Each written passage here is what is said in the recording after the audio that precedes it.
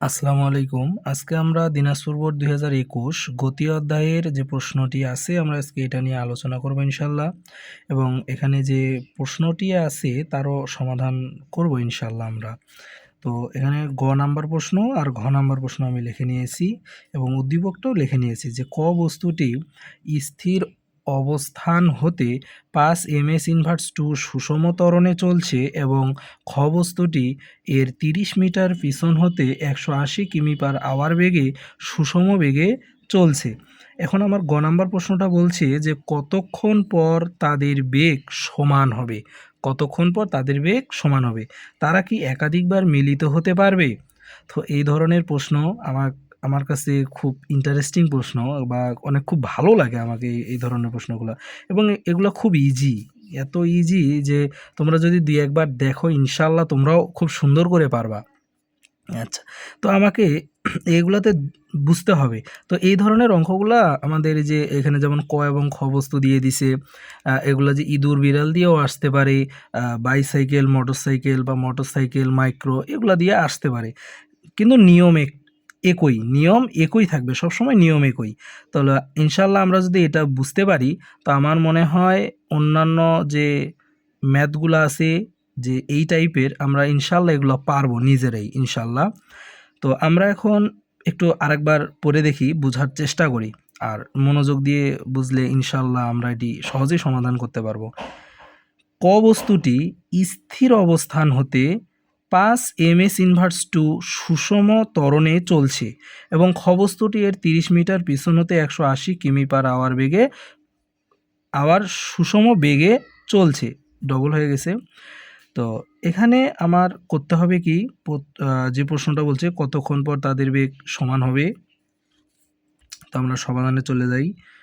সমাধান। তো আমরা গ নাম্বারটার আগে সমাধান করব ইনশাআল্লাহ।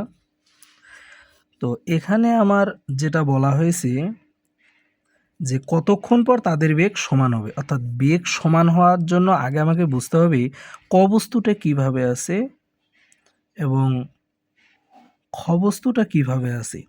ক বস্তুটা সুষম ত্বরণে চলছে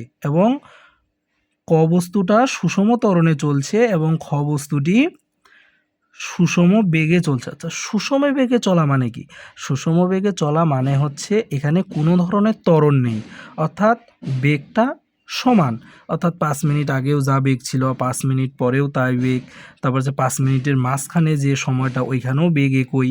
অর্থাৎ সমবেগ মানে হচ্ছে যে কোনো একটা সময়ে বেগ একই থাকবে, বেগের কোনো পরিবর্তন হবে না। যদি বেগের কোনো পরিবর্তন না হয় তার মানে ওইখানে কোনো ধরনের ত্বরণ নেই। অর্থাৎ আমি বলতে পারি ক বস্তুটা স্থির অবস্থান মানে আদিবেগ ছিল এবং ত্বরণ দেওয়া আছে, এবং এই ক বস্তুটার শেষ বেগ কত হইতে হবে? খ বস্তুটার বেগের সমান, তাইলেই তো বেগ সমান হবে, তাই না? তাইলে আমরা এখন এই ডাটাটা লিখে নেব যে আদিবেগ u is equal to 0 ms inverse 1। শেষ বেগ v ইজ ইকুয়াল টু কত ধরবো? এই খ বস্তুর বেগটাই হবে শেষ বেগ, ১৮০ কিমি/আওয়ার। তো আমরা এটাকে কিমি/আওয়ারে তো রাখতে পারবো না, মিটার/সেকেন্ডে আনতে হবে। তাহলে এই জন্য আমাদেরকে এই কাজটি করতে হবে যে ১০০০ ডিভাইডেড ৩৬০০। তো এই ক্যালকুলেশনটা যদি আমরা করি মোটামুটি আমাদের অ্যান্সার আসতেছে কত? ৫০ ms ইনভার্স 1। তার মানে এটা ছিল কিমি/আওয়ারে, আমরা নিয়ে আসলাম মিটার/সেকেন্ডে। তো এখানে আমাদের চাইছে সময়, কি বের করতে হবে? সময় t is equal two what. আচ্ছা, এরপরে আমাদের আরেকটা তথ্য লাগতেছে, সেটা হলো ত্বরণ, এবং এটা আমাদের এখানে দেওয়া আছে, ত্বরণ দেওয়া আছে। কত ত্বরণ? 5। অর্থাৎ এর মান আমাদের দেওয়া আছে 5 ms ইনভার্স 2। এখন আমরা লিখব যে আমরা জানি, আমরা কি লিখতে পারি? আমরা জানি যে a is equal to v minus u divided t. তো এখানে আমরা টি এর মান যত বের করব লিখতে পারি বা is equal to t equal v minus u divided a. তার মানে এখানে আমাদের যে তথ্যগুলো দেওয়া আছে যে ভি আমাদের কত 50, ভি কত ভি 50। আচ্ছা, তারপরে ইউ কত, ইউ হচ্ছে 0, এ হচ্ছে কত, এ হচ্ছে 5। তার মানে আমরা এখান থেকে পাচ্ছি 10 সেকেন্ড।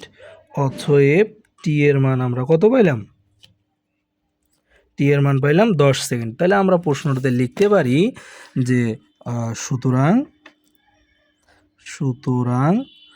10 সেকেন্ড পর বস্তু দুইটির বেগ সমান হবে, আমরা এটা লিখতে পারি। তো এটা হচ্ছে আমাদের গ নাম্বারের উত্তর।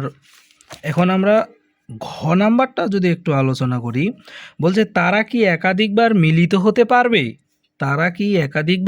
হতে পারবে, আচ্ছা, আমাদের আগে এখানে তো এটা লিখে দিছে উদ্দীপকটা, আমাদের একটু যদি একটু গ্রাফ এঁকে যদি বা একটু যদি চিত্রের মাধ্যমে আমরা একটু বোঝার চেষ্টা করি তাইলে মনে হয় জিনিসটা সোজা হবে।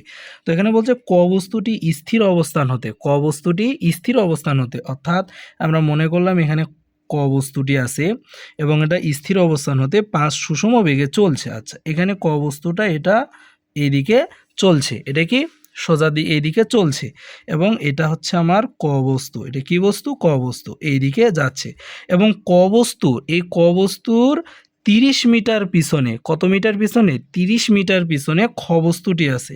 অর্থাৎ এই যে এই জায়গাতে ধরলাম আমার খ বস্তুটি আছে, কি বস্তুটি আছে, খ বস্তুটি আছে।